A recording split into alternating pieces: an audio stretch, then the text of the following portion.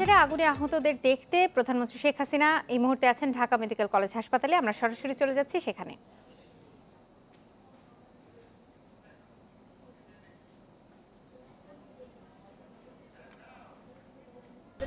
বাতাসে আগুন ছড়াতে পারে, সেজন্য একটা যথেষ্ট দূরত্ব রেখেই যতদূর সম্ভব তারাও চেষ্টা করেছে। তবে রাত্রে আসতে পারেনি, একটু আলো না ফুটা পর্যন্ত আসা মুশকিল, কারণ হেলিকপ্টার ওভাবে আসতে পারে। তবুও আমাদের সব রকম ব্যবস্থা আমরা করেছি। আমি যেটা ঘটনা ঘটে গেছে অত্যন্ত দুঃখজনক।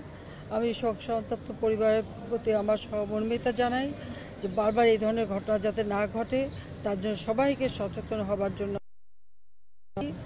যেহেতু অফিস বন্ধ, আগামীকাল অফিস খুলবে, আমরা ক্যাবিনেট সেক্রেটারির সঙ্গে আলোচনা করে আমরা একটা শোক দিবসও ঘোষণা দেব।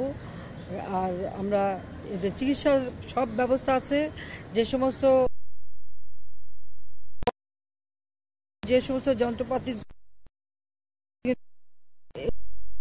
কিনে দিয়েছি, সব রকম চিকিৎসার ব্যবস্থাই আমাদের এখন আছে। আর তাছাড়া যা যা প্রয়োজন সেটা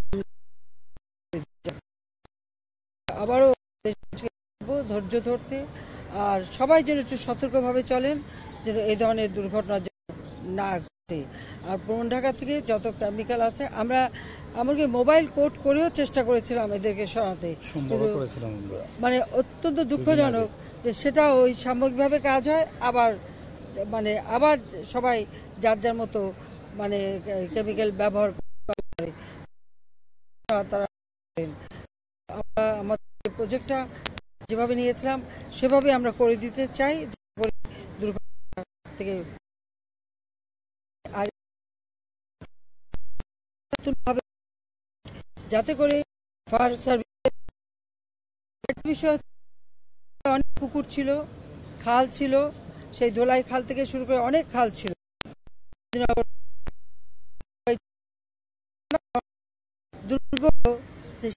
বক্স কালভার্ট করা হয়েছে অথবা বন্ধ, আর পুকুরগুলি তো একে একে সবাই বন্ধ, কারণ জায়গার জন্য সবাইকে পুকুরগুলি বন্ধ করে। পানি পাওয়া এটাও ছিল একটা কষ্টকর।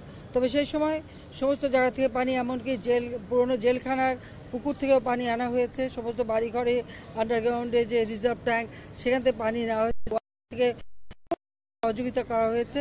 এই পানি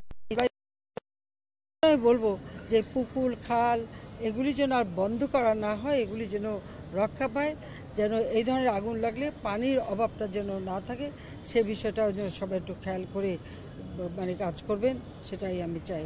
তো আমি দেশবাসীর কাছে এটুকু বলবো যে তারা যেন দোয়া করেন, যেন আমাদের দেশে এই ধরনের আর যেন দুর্ঘটনা না ঘটে। সবাইকে তো